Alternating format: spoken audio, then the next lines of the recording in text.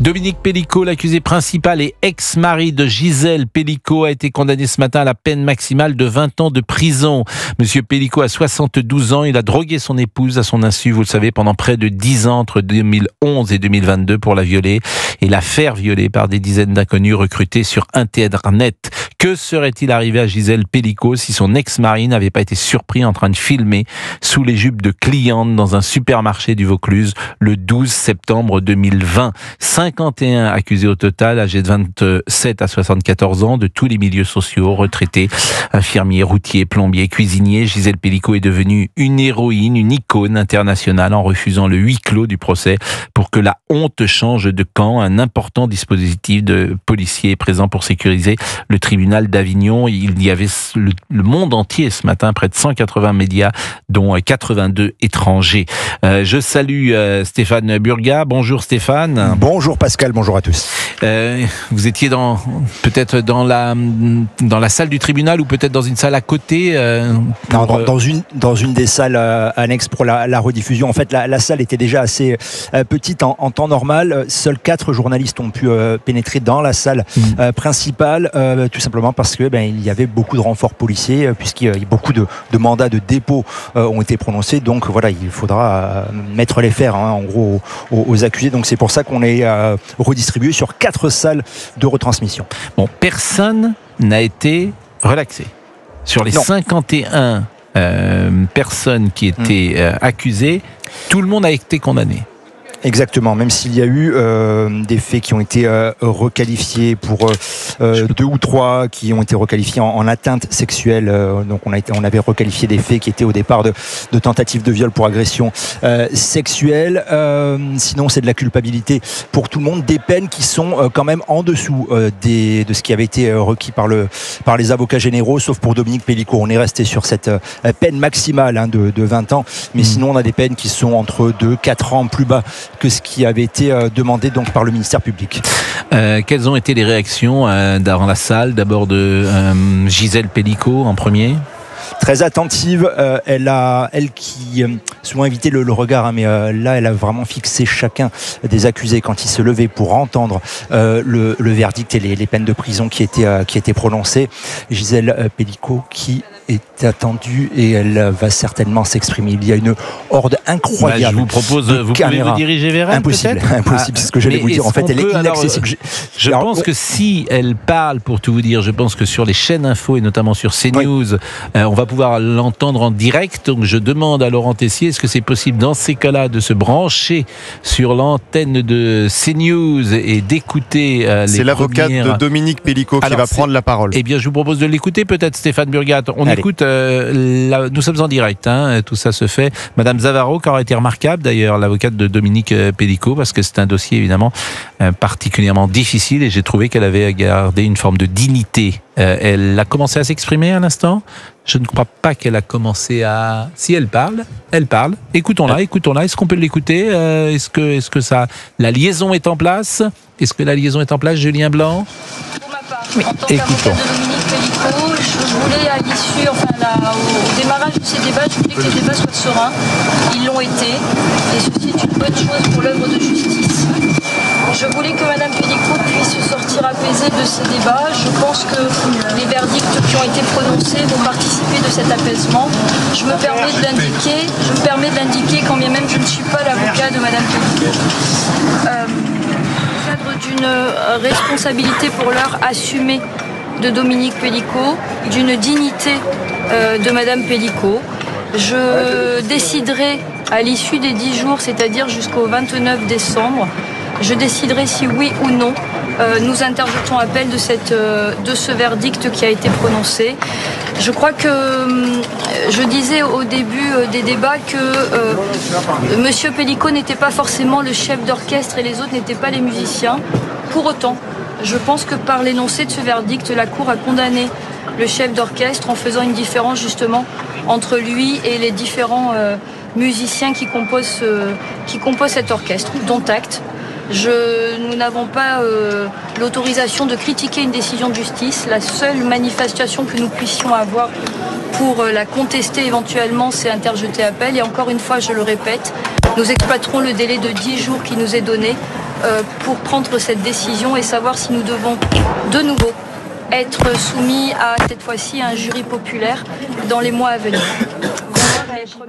Bon, Madame Zavarro, vous avez compris que c'est pas extraordinaire hein, la liaison, parce qu'il y a tellement de journalistes autour de Madame Zavarro que sans doute le micro était un peu éloigné. Mais je retiens Stéphane Burgat que que Monsieur Pellico va réfléchir de savoir s'il fait appel ou non. Je n'imagine pas 3 nouveaux mois de procès avec Madame Pellico, et je pense que ce ne serait pas l'issue, on la connaît. Je pense que de toute façon c'est très difficile pour lui d'échapper à la peine maximale, et ce serait vis-à-vis d'elle, ce serait, j'imagine, mal interprété, Stéphane Burgat. Très certainement, donc il y a sa décision. Après, on va guetter aussi les décisions des autres co-accusés. Vont-ils faire appel ? Très certainement. On avait pu parler ces derniers jours avec des avocats de la défense. Certains plaident tout simplement à l'acquittement. Vu qu'il n'y a pas eu d'acquittement, on se doute bien qu'il va y avoir des appels qui vont être formulés.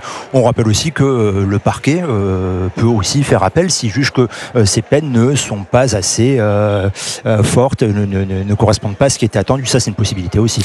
Alors, c'est ça qui est d'ailleurs très intéressant, parce que le parquet va être dans une position difficile, puisque, vous l'avez dit, le verdict, ou quelques verdicts, sont moins forts que les réquisitions. Mais d'imposer, et c'est pour ça que c'est difficile, d'imposer pour le parquet, ce qui est quand même une épreuve à Madame Pellico, de lui demander de revenir, puisqu'il ne serait plus là, Dominique Pellico, sans doute. Mais est-ce que les autres accusés seraient là si, dans ces cas-là, je ne sais pas techniquement comment ça se passe. Si un seul fait appel, on ne renvoie pas tout le procès. C'est simplement on fait le procès on refait le procès de simplement celui qui a fait appel, j'imagine. Sauf que techniquement, vu que Dominique Pellico est le pivot de cette histoire, le chef d'orchestre, il serait d'une manière ou d'une autre amené à passer à la barre. Donc il rentrerait à nouveau dans le jeu, quoi.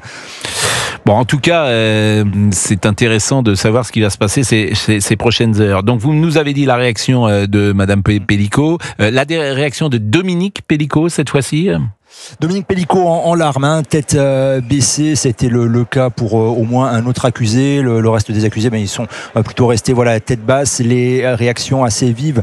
On a pu entendre des éclats de voix là, dans la salle des pas perdus. C'est bien sûr les familles qui sont présentes sur une de ces salles de retransmission. Il y a eu des larmes, de l'incompréhension, puisque beaucoup ne s'attendaient pas à être condamnés. Certains espéraient vraiment jouer l'acquittement, ou alors des peines peut-être moins élevées. Et puis on a vu la famille de Gisèle Pellico arriver au tribunal, assez nombreuses d'ailleurs. Est-ce qu'il y a eu des réactions là aussi ? Est-ce que vous avez pu recueillir même des témoignages des uns et des autres ?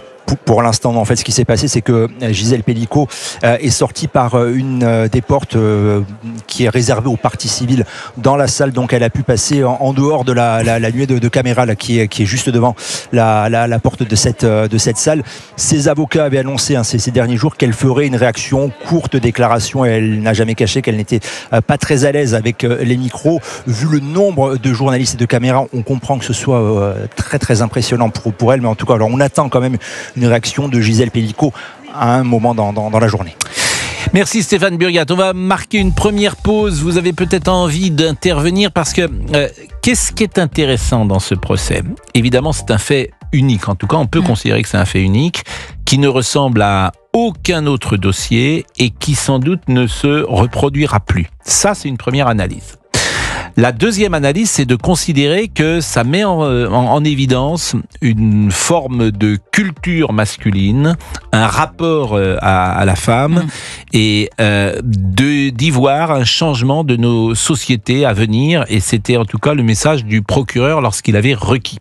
Donc ce débat-là nous intéresse. Je vous vois, Géraldine. Tout à fait, exactement. Je vous vois, j'ai l'impression que vous avez déjà penché vers la deuxième partie, vers la deuxième explication, peut-être. Oui, tout à fait. Bon. Alors que j'ai le sentiment, moi, d'incliner plutôt vers la première. Je pense que c'est quelque chose qui est un fait divers, pur, avec une monstruosité que je n'avais jamais vue et je ne suis pas certain de la revoir. Alors, on espère. Oui, mais je n'y vois pas forcément un fait de société. Il y a eu des grandes affaires criminelles de ce type, parfois, Docteur Petiot, l'affaire Landru. par exemple, qui emmenait des femmes et qui les faisait disparaître, ou des serial killers. Et c'est toujours difficile de savoir est-ce qu'un fait divers reflète une société, est-ce que ou pas. En tout cas, le débat il est ouvert et vous pouvez nous appeler pour répondre à cette question. Il est 11h15, à tout de suite. Et en ligne, Pascal. Et je salue Hélène, mais avant cela, peut-être on peut écouter d'abord la vidéo où Dominique Pélicaud était surpris en train de filmer sous les jupes de clientes dans un supermarché du Vaucluse. C'était le 12 septembre 2020, parce que s'il n'y avait pas eu cet officier de sécurité, s'il n'y avait pas cette vidéo, eh bien nous ne parlerions sans doute pas ce matin de Dominique Pélicaud. Il prend des bonnes prises de vue, votre téléphone. Il était en train de filmer sous votre robe. Non. Si. Vous portez plainte. Je suis là pour rigoler. On le suit à la caméra. Ça fait 4 fois. Allez, police direct. Vous êtes un gros dégueulasse, vous, en fait. Ouais, vous êtes un gros dégueulasse. Vous avez de la chance. Je vous jure, c'est ma mère. Je vous arrache la tête. Vous vous rendez compte, la vie tient à quoi? C'est-à-dire qu'elle tient à cet homme. Si cet homme ne repère pas Monsieur Pélicaud, ou si Monsieur Pélicaud, à ce moment-là, ne filme pas comme il est en train de filmer, nous ne parlons pas du procès Pélicaud. Je voulais vous faire écouter Gisèle Pélicaud également il y a quelques semaines. J'ai été profondément touchée par cet élan qui me donne une responsabilité. Grâce à vous tous, j'ai la force de mener ce combat jusqu'au bout. Ce combat que je dédie à toutes les personnes, femmes et hommes, qui, à travers le monde, sont victimes de violences sexuelles. À toutes ces victimes, je veux leur dire aujourd'hui, regardez autour de vous, vous n'êtes pas seuls. On va être avec Hélène qui habite dans le sud de la France et qui va pouvoir commenter comme vous tous ou vous toutes ce verdict. Et je rappelle que si vous nous rejoignez à l'instant sur Europe 1, aucun acquittement au procès des viols de Mazan, peine maximale pour Dominique Pélicaud, 20 ans, pour les 50 co-accusés, des hommes de 27 à 74 ans, dont aucun n'a été acquitté. Le magistrat a ensuite égrené une à une les peines infligées. À 10h30, les condamnations allaient de 3 ans d'emprisonnement, dont 2 avec sursis à 13 ans de réclusion. Ces réquisitions étaient plus sévères que la moyenne des condamnations pour viol en France, qui était de 11 ans en 2022, les réquisitions qui avaient été faites. Et là, on a une statistique qui montrait que les réquisitions étaient plus sévères que la moyenne donc des condamnations des viols en France. On est avec Hélène. Hélène, bonjour. Oui, bonjour Monsieur Pro. Écoutez, moi je suis très émue pour Madame Pélicaud, qui a dû vraiment être très sensibilisée pendant tous ces 3 longs mois. Beaucoup de courage, je la salue une fois de plus. Vous voyez, je suis vraiment au bord des larmes parce que c'était horrible ce qui s'est passé pour elle. Et je voulais vous signaler qu'en droit, que le devoir conjugal existait toujours. Alors il faudrait peut-être modifier tout ça, parce que j'entendais que la jurisprudence mentionne encore l'absence de relations sexuelles entre époux comme une faute, au même titre que les violences conjugales, l'abandon du domicile et de l'adultère. C'est quand même invraisemblable. Le consentement devrait être le socle des relations sexuelles et du mariage. Voyez ? Moi, je suis complètement d'accord avec vous. Je pense simplement qu'il ne serait pas appliqué aujourd'hui. Je pense qu'il y a parfois des lois comme ça qui sont encore dans le code pénal, mais qui n'ont plus de sens. Parce que j'imagine, en tout cas. Moi, je suis sensibilisée parce que j'ai plus de 60 ans. Et vous savez, on nous inculquait, à nous les femmes de plus de 60 ans, ce qu'était le devoir conjugal. Le devoir conjugal. On devait se plier au désirata des époux. C'est extraordinaire. Et c'est ça Quel âge vous avez, madame ? Pardon ? Quel âge vous avez ? J'ai 65 ans. Et c'est ça mais qui va changer, vous êtes jeune pourtant, donc 65 ans, c'est quasiment mon âge. Mais c'est la religion catholique. Dans la religion moi, j'ai pas l'impression que dans ma génération, j'ai l'impression que vous parlez davantage de la génération de ma grand-mère.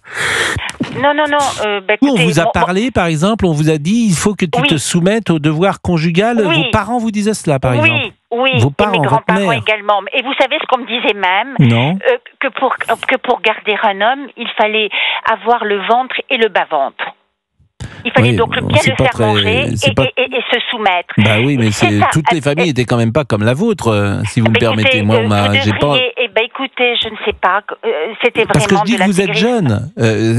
Vous auriez d'une autre génération, je ne dirais pas. Mais ce qui m'étonne, c'est. Oui, mais vous connaissez pas mon histoire. J'ai été élevée chez les dominicaines. Enfin bon, c'est très compliqué. Oui, non, mais c'est pas compliqué, mais c'est une histoire peut-être particulière qui était. Oui, mais je ne sais pas. Ce que j'ai entendu ce matin sur votre antenne a fait écho justement à tous ces souvenirs, dans la mesure où vous disiez, enfin votre journaliste disait que ce sujet avait énormément sensibilité les soixantenaires et plus. Donc, je me suis sentie concernée, d'où mon appel, parce que effectivement, les choses vont changer grâce à Madame Pellicot. Le consentement. Qu'est-ce qui va changer ? Le consentement qui sera obligatoire. Oui, mais obligatoire. J'entends bien, mais j'ai le sentiment, et c'est ce qu'on disait tout à l'heure, que cette histoire est absolument particulière, qu'elle ne répond à aucun critère que j'ai connu. Vous savez, je pense qu'il y a beaucoup de femmes qui subissent ce genre de... Vous pensez qu'il y a beaucoup de femmes qui se font violer le soir en France régulièrement par un mari qui les a droguées? Moi, j'espère que vous vous trompez, mais je ne peux pas vous apporter... Non.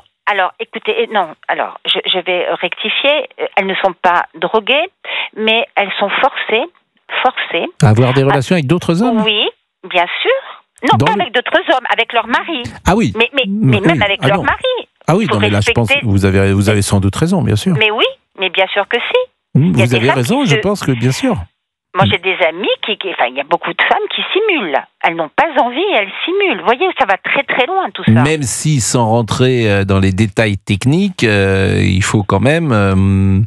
c'est difficile de simuler, comme vous dites, si vous n'êtes pas dans des bonnes dispositions pour... écoutez, il y en a combien des femmes qui simulent pendant l'acte sexuel? Elles n'en ont pas envie et pour éviter les conflits, elles acceptent. Non, mais je pense que vous avez raison. Mais c'est bien sûr que j'ai raison. Je pense que vous avez raison. Demandez à toutes les femmes qui vous entourent. C'est des discussions qui sont difficiles à avoir parce que c'est une intimité. Les jeunes générations ne se laissent plus faire, mais les anciennes, comme la mienne, oui, c'était. Mais vous êtes mariée, Hélène, aujourd'hui? Non, je ne suis plus mariée. Non, et vous êtes. Je suis divorcée. Et vous êtes seule ou vous avez un compagnon? Ah non, moi je ne veux plus de compagnon. Moi, pourquoi? Pourquoi? Parce que je suis libre. Moi, ma plus grande force, c'est ma liberté. Je fais comme je veux, ce que je veux, alors que je veux. Je suis d'accord avec vous, mais tant mieux. Je n'ai plus de contraintes. Mais vous avez parfaitement raison, j'ai envie de dire pour vous. Mais c'est sûr que lorsqu'on est seul, on est libre. Oui, et lorsqu'on aime, on est aliéné, c'est sûr. Mais après, chacun choisit. Non, mais j'ai d'autres. Pardonnez-moi de poser une question aussi simple, mais ça ne vous manque pas de dormir avec quelqu'un, d'avoir une tendresse? Non. Moi, j'ai mon petit chien. C'est pas la même chose. Non, mais vous savez, comment dire, à chacun ses plaisirs. Moi, j'entends. Je n'ai plus envie d'avoir un homme à mes côtés. Non, parce que j'en ai par mes amis. Je vois pas ce que m'apporterait. Bon, restez avec nous, parce qu'on va marquer une pause, et je pense que Mme Pellicot n'exclut pas de faire appel selon son avocate. C'est ça qui peut nous étonner. Donc, et c'est assez intéressant. D'ailleurs, j'imaginais pas qu'elle avait envie de retrouver cette ambiance du tribunal.